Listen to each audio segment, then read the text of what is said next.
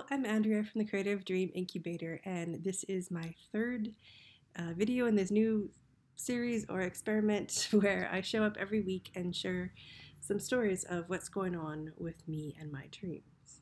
So, what's really on my mind this week are two things. First is dealing with creative resistance, because I've been in it a lot, and the second thing is being with uncomfortable questions because I've had some of those as well. And for me, those two things are actually really related, but they don't always have to be. So this is the first week in September, and historically, this is when I start really working on the Year of Dreams, the new kit for the new year. So I've been doing the Year of Dreams since 2016. So it was the summer of 2015 when I first got the idea. And so I've been doing this for a while, and I'm in a nice rhythm with it. Now, this year, I made a lot of changes in my business. I created the Creative Dream Alchemy framework, a new way of working with dreams. I'm shifting like what I'm doing in the Creative Dream Circle. I love what I'm doing, and because things have changed quite a bit, it's like I've been needing more space to explore. Well, how does this impact the Year of Dreams, and how does the Year of Dreams want to change, or how do I want to change it, or what can it be next year? What's really been coming to me is that I actually want it to be bigger. I want to do more. I want to do more alchemy work with dreams, more of the transformative stuff, go deeper into the dream work. Monthly coaching calls, because when you're going deeper into the dream work, more stuff is going to be coming up. So I want to offer more support. Yeah, and some other ideas for what I want to do. But I kind of got stuck there and spent much of this week in resistance. So part of that is just normal. That's like normal for me, like my own creative process. I get a new idea, I'm excited about it. I journal about it a little bit. I work things out to a certain extent, and then I kind of stop. And it gets harder and harder to keep going. Like it gets harder and harder to think more about what I want to do. It gets harder to actually start working on it. Like this week for me, like I wanted to start actually doing some drawings and look at like what is the Year of Dreams 2019 going to look like, and I couldn't. It's like the resistance is just this heavy wall. Oh, and I'm going to stop for a second here to say this week something really cool happened too, and I decided to take a trip out to San Francisco and go visit my friend Chris Seidel in Oakland at her Creative Juices Arts Intuitive Painting Studio. And Chris and I teach a class together called Resistance RX, and we're looking at doing that again while I'll be there with her in Oakland late November or early December. So we're still working out the details, but I'm excited to share that because it's a really great program for when you're in this place of having that wall of resistance and like how do you work through it. So it can be helpful to do that kind of work in a group, and that's what we'll be doing there. So back to me and my wall of resistance.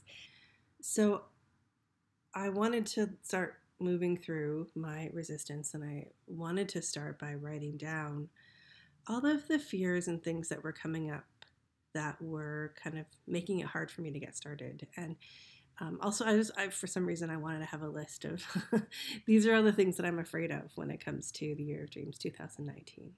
Right. So wait, I'll find that list. Okay. And these are the same kinds of questions that a lot of us have about every project. So the first one is, what if this is shit? What if this is just totally boring? Like sometimes, you're in that flow and you're excited about your ideas, and then you kind of step out of the flow and you look at them and you're like, oh, is this shit? Am I on the right track? Like it can be so hard to tell, right? And then the next one was, I have no clue how to do any of this, which is how I tend to feel about everything that I do. I'm just like, I don't know how. There's just that part of me that wants me to only do things I've already done or only do things I'm already comfortable with, and that, of course, would stop me from growing, so it's not what I'm going to do. And then I just had this experience of a total brain freeze at the thought of getting into action. I thought, what if I just spend half an hour sketching out ideas? And I just couldn't. My brain froze. Like I couldn't think of anything. And for me, that's a real sign of just straight out resistance, right? When I can't think of anything. And then the last two little fears or questions that popped up were, what if everyone who loved the Year of Dreams 2018 will hate the Year of Dreams 2019? And what if I'm totally wrong about this new direction to go in? And that's when something started to shift. That's when my resistance actually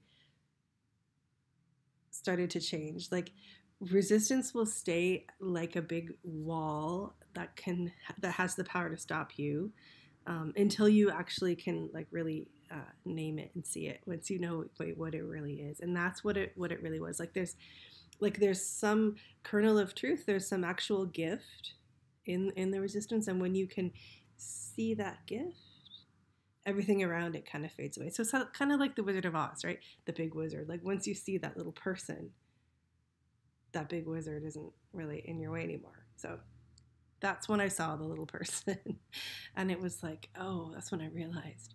So I'm really excited about my ideas for 2019 and what I want to do. And I've been having fun exploring those ideas and thinking about that in the way that creative people do. But what came to me here was that I can't leave out everything that was good in 2018. So what I was missing was the part where I say, okay, so these are great ideas. And what are the best parts of 2018 to bring forward? And for some reason, I was thinking this had to be like a totally new thing, and it doesn't. And I know like it's a mistake. It would be a mistake for me to make it completely new, especially because there are people who've been doing this with me since 2016. And so each year it changes somewhat, and each year that change is difficult. And yet I do it because I do think we have to keep evolving and moving forward. And just, in the way that I teach in my free class, like how to speak or how to connect with the essence of your dream, I connect with the essence of all of my projects, right? The Creative Dream Circle has an essence, the Year of Dreams has an essence. And so as I speak to the Year of Dreams, it lets me know how it wants to grow and change over time as well. So it was really cool. Just like I instantly saw it. It's like, yeah, I see what's new and what wants to come in. And if I could focus a bit on which parts of the current year come in, all of those fears that I was feeling and all that resistance, it just melted away. And it was like, oh, yeah, now I can feel good about this. Now I can take, it feels less like I'm starting something new, and it feels like I'm continuing what I've been doing for years already. And it's just such a funny thing how we can tangle ourselves up in our creative projects. And for me, it's always making space for all the feelings that come up around it is always the answer to untangling that. Which ties into the thing about questions that I just wanted to say, or it's been on my mind a lot. So last week I added a new video into the Creative Dream Circle about exploring big questions, and so this video is about like how to create a process for yourself to do that, how to make space to do that, and some questions to help you with your question. And what I mean by that is questions that help you go deeper into the questions that help you stay with the question, questions that help you know what it is you really want to get out of the answer that you're looking for. Because being with the questions means you're being in a place of curiosity, exploration. So that's a place where you have new possibilities. That's a place of growth.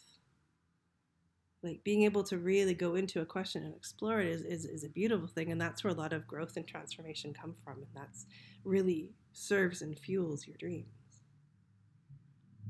But we have this natural human tendency to want to have answers, not questions. So I wrote on my blog this week about, I spent all of August exploring questions I had about how do I want to approach sales in my business. And I wrote more in that post about why I would make myself do this for a month, even though I didn't want to do it at all. Partially is because your first reaction to the question is probably not your truth. And so to give myself space to work through my emotional reaction and give myself space to come at my truth. So I didn't spend a month working full time at this question, but I made sure to journal about it twice a week. I gave it space in my mind just to marinate over the course of the month. Because the kind of answers that can come when you really spend time with a question are just completely different than the kind of answers that come instantly. And also, I did the live discussion this week with Effie Wild and Chris Seidel. We're talking about doing creative business with heart. We're talking about some of the kind of sleazy and manipulative things that we see happening around us, and wanting to just name them and remind everyone that we have choices. You don't have to do that to create a sustainable business.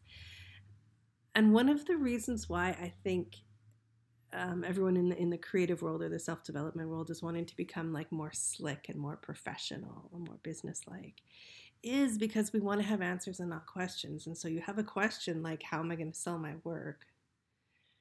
And you want an answer. And there's all these marketing coaches on Instagram who are selling you an answer, right? And they're like, oh, like I can give you this 3-step system. You don't have to doubt anything. You don't have to wonder about anything, like here, like instant answer. And not that coaches aren't helpful, and I've had lots of different business coaches over the years, and I, wouldn't be able to have built what I have built without that, without their help. And I wouldn't have been able to build what I've built without really listening to my own self about how I want to implement what I'm learning. And with really listening to my own self about like, how do I want to be in my business? So I don't take other people's ideas and just implement them without thinking. Right? We want to bring our own creativity and our own uniqueness into how we do things. And that's where I think we are most powerful. So I think that drive to quickly find an answer to every question really stops us from getting at the good answers. It stops us from getting at new possibilities. Some questions are really just leading you to a new possibility. You don't even need an answer, but one question can lead to another question, can lead to another. This week I actually made a whole page in my journal just for questions, so that whenever I have a question I can put it in there, and just to like make space for them to gather, and so I can look at them and think about which questions do I want to dive more deeply into.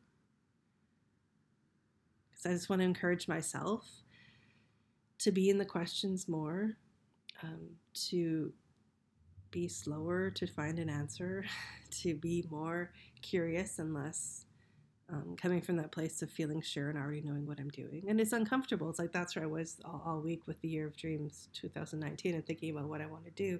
It's very uncomfortable to be in that much uncertainty.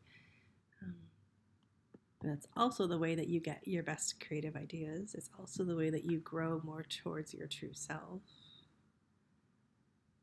So for me, I know for sure that it's worth it.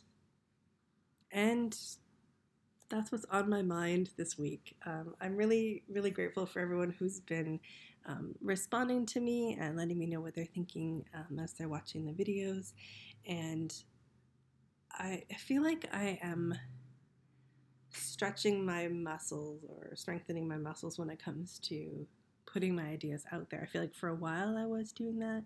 And the past year or so, I've been more withdrawn and just focusing on all the work I've done recreating the business, the classes, all of that. And now I feel ready to come out a little more in public. And it feels pretty vulnerable. It feels, like I'm not quite used to it. So I'm stretching my muscles. And though I don't know exactly where this is leading to, but I am starting to get more ideas about things that I could be doing. So I feel like I like where this is going, even though I don't know where that is. And that's how I feel about most of my dreams most of the time. So again, thank you for being here, and I'll see you back here next week.